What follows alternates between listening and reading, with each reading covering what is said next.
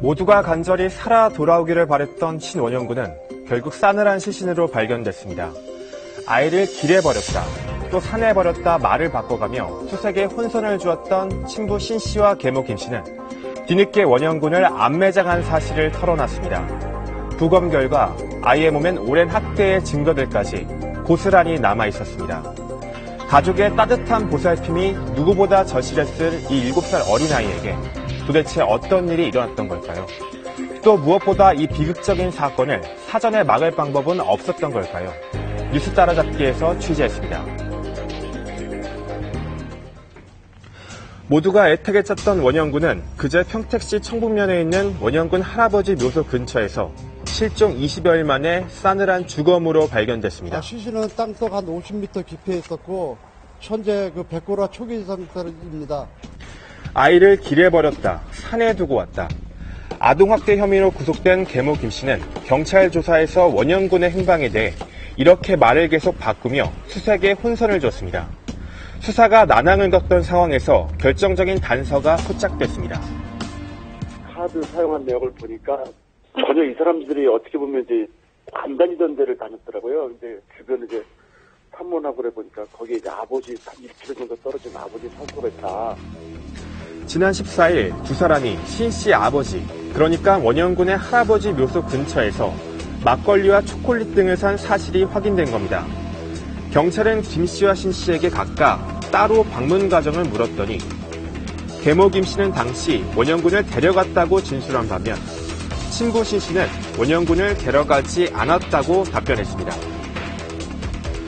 두 사람의 진술이 서로 엇갈린 상황. 경찰의 집중 추궁 끝에 결국 두 사람은 원영군 시신을 신 씨 아버지 묘소 근처에 암매장한 사실을 털어놨습니다. 그리고 신 씨 집 근처 주차장 CCTV에서 지난달 12일 밤 두 사람이 원영군 시신을 차에 싣고 어디론가로 향하는 모습도 확인됐습니다.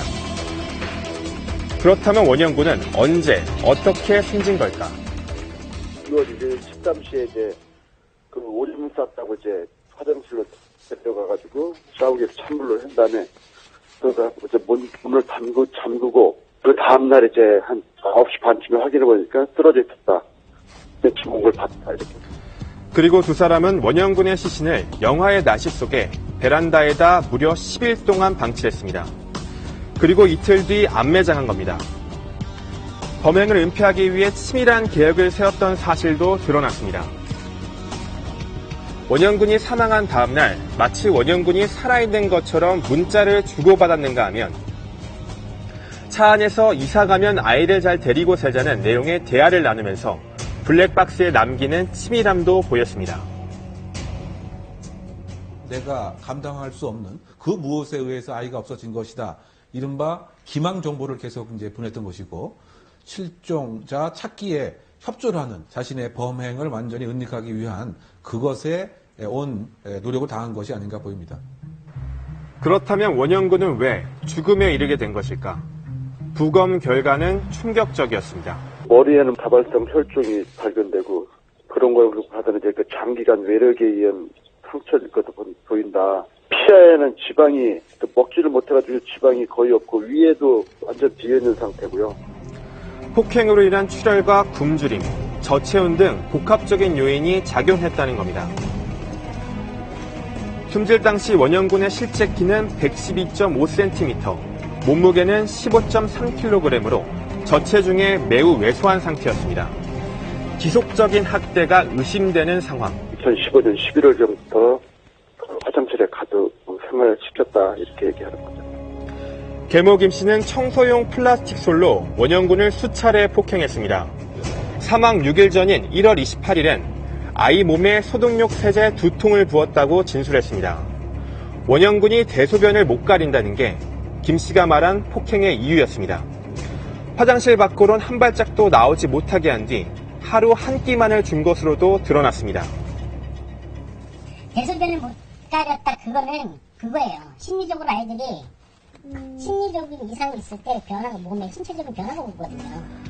친부 심 씨가 원영군에 대한 학대를 묵인한 상황. 3년 전 신 씨와 이혼한 원영군의 친모 A 씨가 원영군을 만나려고 했지만 신 씨는 아이를 숨기기에 급급했습니다. 더욱 안타까운 사실은 원영군을 도운 몇 번의 기회가 있었지만 이를 놓쳐버렸다는 겁니다. 원영군이 학대를 당한 증거 사진입니다. 지난 2014년 3월 원영군의 몸에서 학대 흔적을 발견한 지역아동센터 관계자가 아동 전문기관에 신고를 했습니다. 전문기관 상담원이 신 씨 부부를 만나기 위해 5번이나 방문을 했지만 매번 문전박대를 당했습니다. 같은 해 11월엔 유치원 담임교사도 원영군의 학대를 사실을 눈치채고 문제를 제기했지만 신 씨 부부의 강한 반발에 부딪혔습니다. 당인이면 원영이가 감기에 걸리지도 않고 그렇게 잘 있냐라고 지금 강하게 반발을 한 거예요. 이후 신 씨 부부는 아예 원영군을 유치원과 아동센터에 보내지 않았습니다. 아동센터 관계자가 지난해 1월엔 경찰에 신고를 했지만 이때 역시 제대로 된 조치가 이뤄지지 않았습니다. 여자애만 잠깐 내보내서 딱 보니까 애들이 멀쩡하거든, 겉모습이. 그러니까 경찰도 이제 아무 일이 없었다. 이제 통보 전화는 왔었어요. 그렇게 원영군은 주변에 아무런 도움도 받지 못한 채 두려움 속에서 짧은 생을 끝내야만 했습니다. 아동학대 특별법은 이미 2014년 9월에 만들어졌지만 학대 행위를 확인하는 시스템의 부재로 원영군에 대한 학대를 막지 못했습니다. 살릴 수 있었던 7살 어린아이를 놓쳐버린 지금 어른들의 해야 할 일은 뒤늦은 후회가 아니라 제대로 된 변화와 개선일 겁니다.